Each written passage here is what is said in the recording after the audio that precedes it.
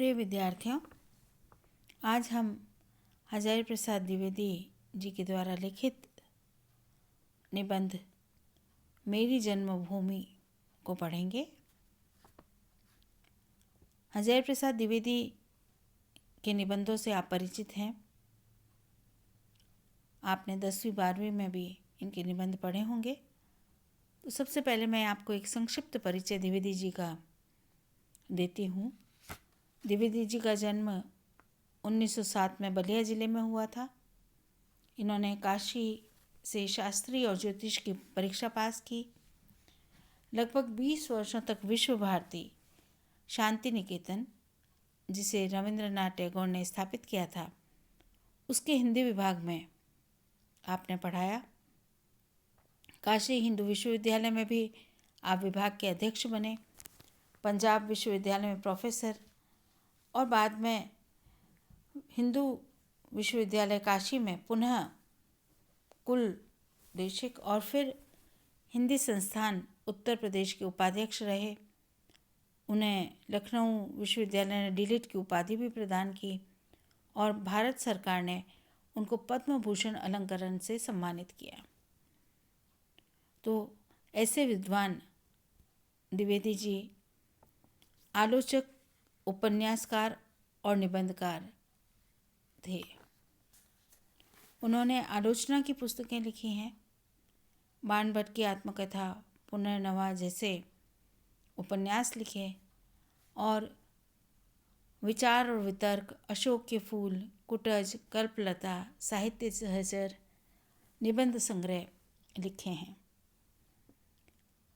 द्विवेदी जी पुरातत्व या इतिहास के प्रति गहरी जानकारी रखते थे। उनमें दृष्टि और कल्पना का समावेश हमको मिलता है। व्यंग विनोद का जो शैली है वो हमको दिखाई देती है। उनके विचारों में भावुकता भी है, स्वतंत्रता भी है और उनके शास्त्र ज्ञान की गहनता भी हमको मिलती है। सबसे बड़ी जो बात हमें पता चलती है वो है द्विवेदी जी की मानवतावादी दृष्टि।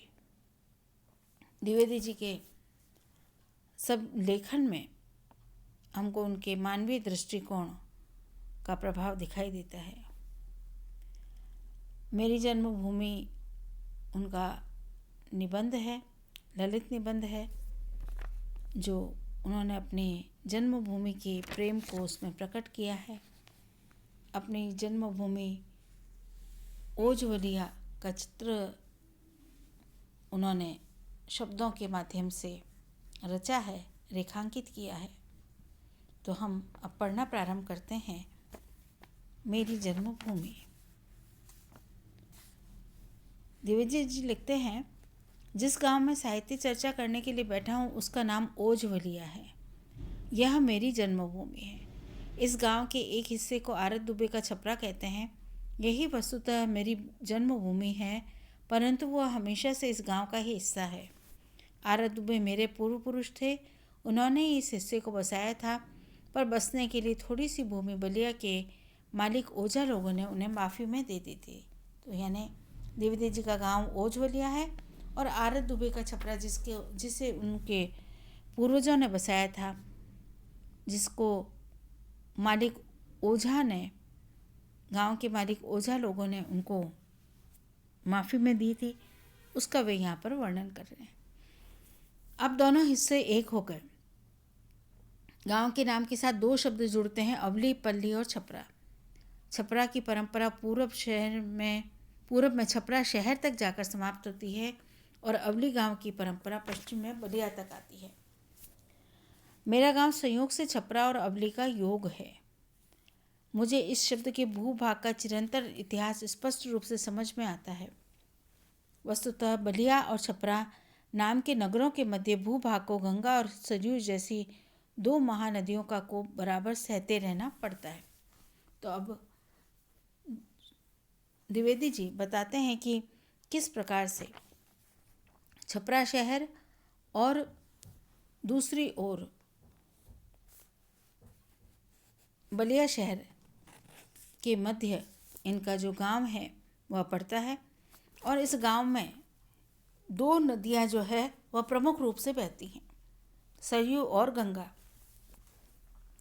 क्योंकि इनका गांव इस ऐसे क्षेत्र में आता है कि जहाँ दोनों नदियों का प्रवाह है, इसलिए बाढ़ का सामना इन गांव के लोगों को करना पड़ता है। अधिकांश गांव सचमुच ही छपरों के बने हैं, क्योंकि हर साल गंगा की बाढ़ में उनके बह जाने की आशंका बनी रहती है। इस बाढ़ के कारण ही कई कई गांव प्रायः एक जगह झुंड बांधकर बसने को बाध्य होते हैं। इन ग्रामों की अवली को कोई भी पर्यवेक्षक आसानी से लक्ष्य कर सकता है। इसे तो इस भूभाग का इतिहास ही निरंतर बनते और मिटते रहने का है। अब चूंकि वहाँ हर साल बाढ़ आती है, तो हर साल गांव की झोपड़ियाँ बह जाती हैं, फिर नए रूप में वे खड़ी होती हैं। वहाँ के लोग उसको स्थापित करते हैं। तो इस भूभाग का इतिहास ही निरंतर बनते और मिटने रहने का है। इसलिए यहाँ के निवासियों में एक प्रकार का कुछ परवाह नहीं का भाव विकसित हो गया है। द्विवेदी जी लिखते हैं कि किस प्रकार से उनके जो लोग हैं, जहाँ की वो जन्मभूमि है, वहाँ के लोग जो हैं बिना परवाह के, बिना कठिनाइयों के, यानी कठिनाई आ जाए तो उसका सामना कर लेंगे, इस तरह का भाव उनके मन में रहता है। वो कहते हैं कि एक अजीब प्रकार की मस्ती और निर्भीकता इन लोगों के चेहरे पर दिखती है। यानी किसी भी प्रकार का भय, प्राकृतिक आपदा के आने का भय उनके मन में नहीं है। अब वे उसका मुकाबला करने के लिए सदैव तत्पर रहते हैं। कठिनाइयों में से रास्ता निकाल लेना इनका स्वभाव हो गया है। इतिहास की यही विरासत इन्हें मिली है। नहीं तो गंगा जी के दोनों किनारों से कई मील की दूरी में न तो पुरातत्व का कोई अवशेष बच पाया है, न साहित्य का, इतिहास लिखने वालों को लुब्ध करने लायक कोई महत्वपूर्ण सामग्री। वो कहते हैं कि यहाँ पर तो जो जीवित लोग हैं, जो परंपरा, जो वंश चले आ रहे हैं, वे ही इस स्थान के महत्व को बताते हैं। अन्यथा पुरातत्व की जो कोई भी वस्तु होती है वह यहाँ पर है नहीं, तो पुरातत्व विभाग के लोगों का कोई आकर्षण यहाँ पर दिखाई नहीं पड़ता। जब मैं अपनी विद्यार्थी अवस्था में हिंदी या संस्कृत का इतिहास पढ़ता था, तो आश्चर्य और शोभ से देखता कि हमारे इस भूभाग की उसमें चर्चा नहीं है। लेकिन मज़ेदार बात यह है कि इस भूमि ने संस्कृति के इतने विद्वान पैदा किए हैं कि कई गांव लहुरी काशी होने का दावा करते हैं और ठीक करते हैं। लेकिन वे कहते हैं कि इस भूमि ने इतने सारे विद्वान पैदा किए हैं कि विद्वानों की नगरी काशी कही जाती है। लेकिन वे कहते हैं कि लोग इस विद्वान प्रसूता भूमि को लहुरी काशी के नाम से भी पुकारते हैं। तो इस प्रकार वे अपने जन्मभूमि की विशेषता को यहाँ पर अंकित कर रहे हैं। मेरे गांव से थोड़ी दूर पर छाता नाम का एक गांव है, जिसे लहुरी काशी कहते हैं। बहुत दिनों से मेरे मन में शोभ संचित था। मैं सोचता था कि क्या इस विद्वान प्रसूता भूमि की कोई देन नहीं।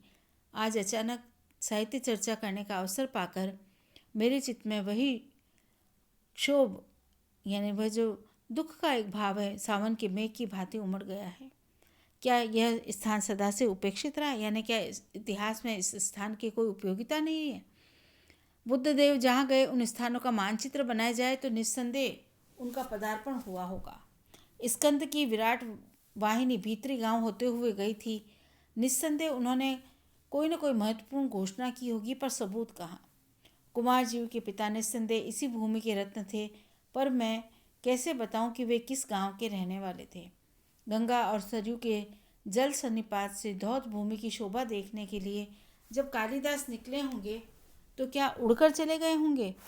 निस्संदेह उन्होंने कहीं न कहीं इस गांव में रहकर कुछ लिखा होगा, कहीं ठहरे होंगे।